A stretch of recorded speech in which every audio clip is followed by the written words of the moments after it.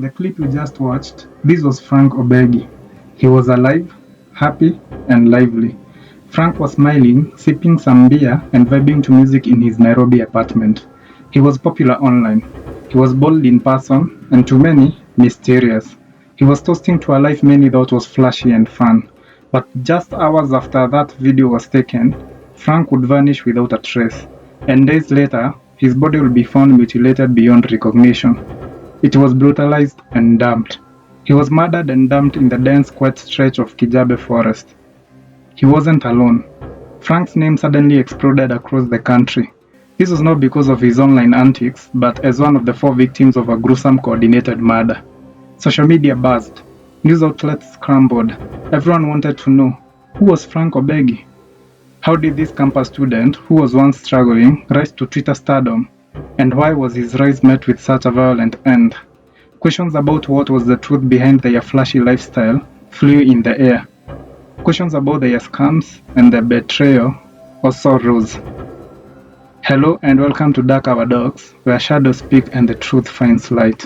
Tonight, we unpack the life, the lies, and the death of a young man who chased success only to become a symbol of Kenyan's dark digital underworld.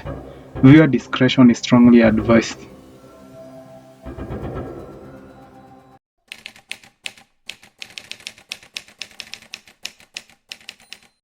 The story of Frank Obegi began far from the bright lights and the big city.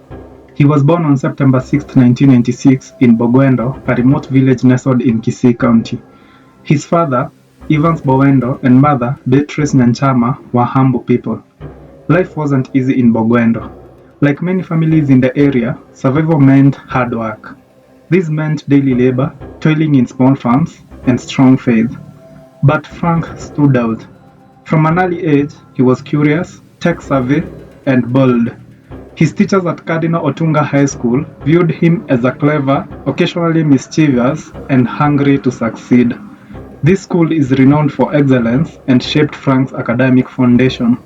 In 2015, Frank joined Multimedia University in Nairobi. He went there to study Information and Technology, or ICT. The transition from rural life to the bustling campus life was overwhelming, but Frank was determined to succeed. He quickly adapted to what is commonly referred to as maisha ya ukomred, a life of financial struggle, limited meals, and endless side hustles. But Frank wasn't interested in just surviving.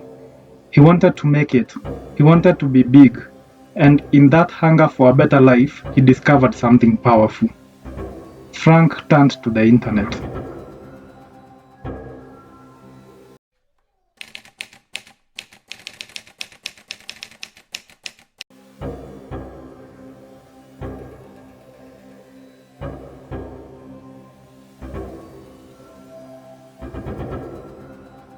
Frank Obegi's first taste of visibility came on Twitter.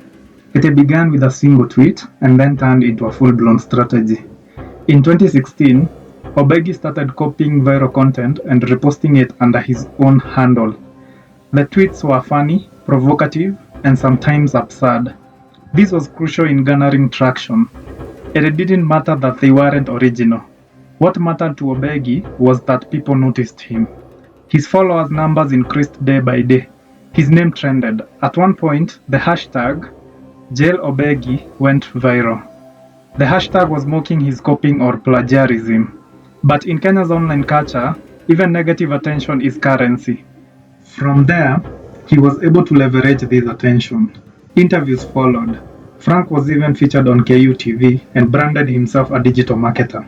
He began offering promotional deals, attending meetups with Twitter bigwigs, and doing giveaways.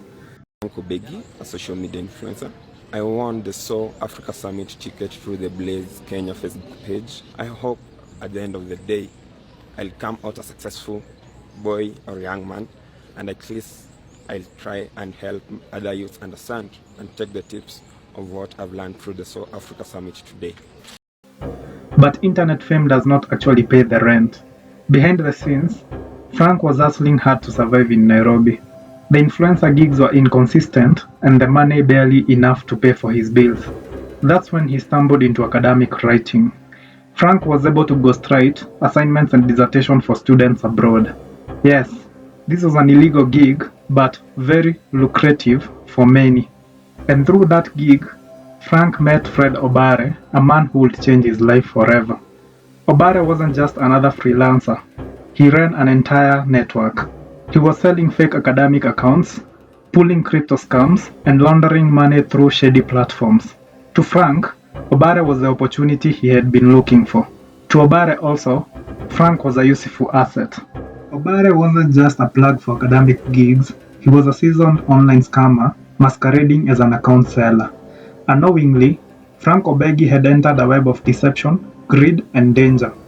He had just joined a titly woven web of high-stakes cons, greed, and dark secrets.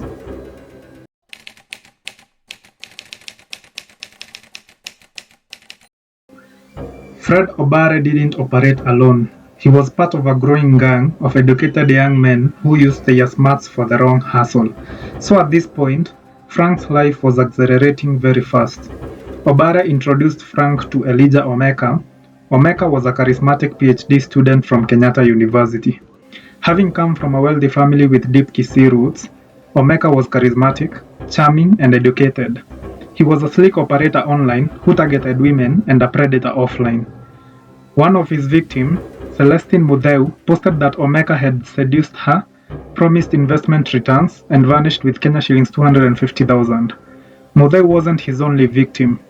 Elijah Omeka drove a Prado, owned a home in Kamakis, and had a reputation for manipulation. The other partner to Obare was Joseph Ng'endo Njao. His double life was stunning. On Twitter, he was a vocal anti-drug campaigner. But in 2019, Joseph Njao was arrested at Jomo Kenyatta International Airport with heroin. This heroin had been stuffed in pawpaws while Joseph ran a Twitter account preaching sobriety. The last in the gang was Moses Amenya. Amenya was a quiet Kenyatta University student who had once earned a scholarship to China. But when Amenya returned, he dropped out of school and took a darker path. He decided to carry out crypto scams, credit card fraud, and fake job listings. Frank, now fully immersed in the gang, became their fifth member. They scammed people online. They did this by selling bots, offering fake services, and fraudulent investment schemes. In May 2019, Frank and an accomplice conned a man named Hillary of Kenya shillings 240,000. Frank even posted about it on Facebook, joking that he was feeding off bots. From there, Frank's life changed. He moved from Rongai to seasons in Kasarani. Here, he was increasingly infamous for his digital crimes. With money flowing, Frank's world became a mix of parties, women, VIP lounges, and ego. He flushed cash and his life became a blur of alcohol, house parties, and VIP nights at Garage Lounge in Thika. Frank posted vacation pics from Diani and wrote Facebook sermons on ambition. He even quoted 50 Cent saying, "Get rich or die trying." But it wasn't just talk. He was living dangerously. In 2021, one of his scam victims tracked him to a bar in Kasarani. A mob formed. They beat Frank Obegi senseless until the police arrived and saved his life. Terrified, Frank fled to Kisii with Moses Amenya. But Nairobi's pull was too strong. A few months later, they returned. This time, they were more paranoid, more secretive, and more dangerous.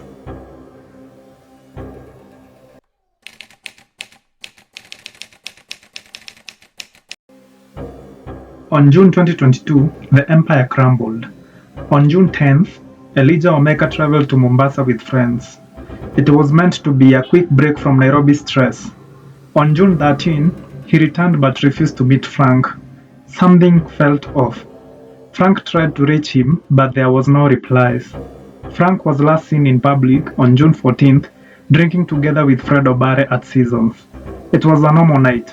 However, Moses told them that he had errands, while Omeka stayed at home. Then came silence. On June 16, Omeka's girlfriend, Doreen McKenna, reported him missing.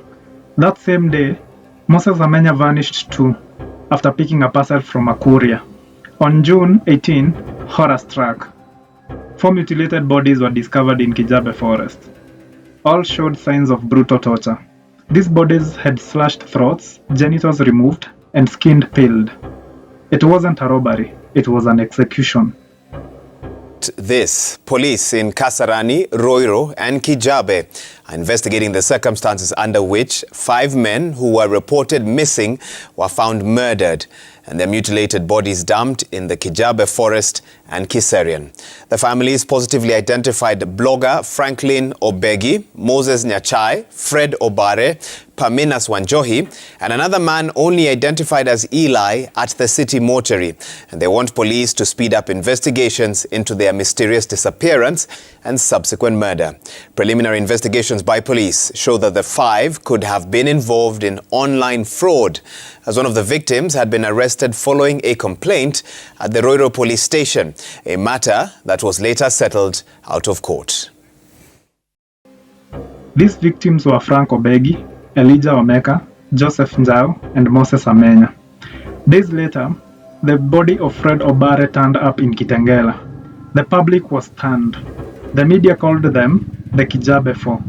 Twitter was flooded with shock, tributes, and conspiracy theories. Frank's mother was shattered. She recalled how he had asked her for just 70 shillings days before. To her, he was just a boy chasing success.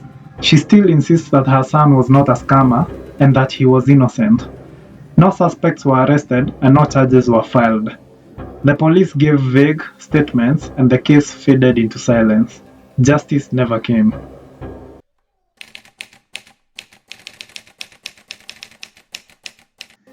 Frank Obegi was just 25 years old. To some, he was a scammer. To others, he was just a misunderstood hustler.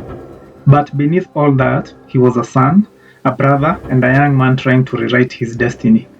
His story, just like that of many other Kenyan youths, was one of desperation, ambition, and blurred ethics.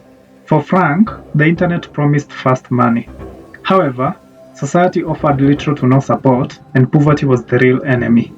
Nonetheless, Frank Obegi found a tribe in the wrong crowd. Together, they chased dreams through lies, fraud, and deceit. But the end was cruel, painful, and permanent. The Kijabe Four didn't die in a shootout. They didn't fall in a robbery gone wrong. They were hunted, tortured, and killed methodically. They were silenced forever for scamming people of their hard-earned money. We may never know who did it, but the message was clear. This life comes with a price, and sometimes it's fatal. Rumors have it they had stolen 1 million Kenya shillings from a man through Bitcoin, and this person was out for blood.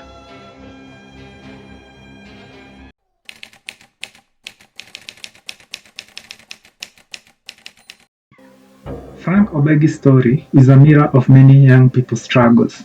Those fighting poverty, chasing fame, and trying to escape hardship by any means possible. But shortcuts come with sharp edges, and in the end, they can cost you everything. Young people must not be fooled by fast money or flashy lifestyles online. What looks glamorous often hides danger. There's no shame in starting small, failing, and working hard the right way. This has been Dark Hour Docs, and if you found this story interesting, please hit the like and subscribe button below for more narratives. We also urge respectful discussion through your comments.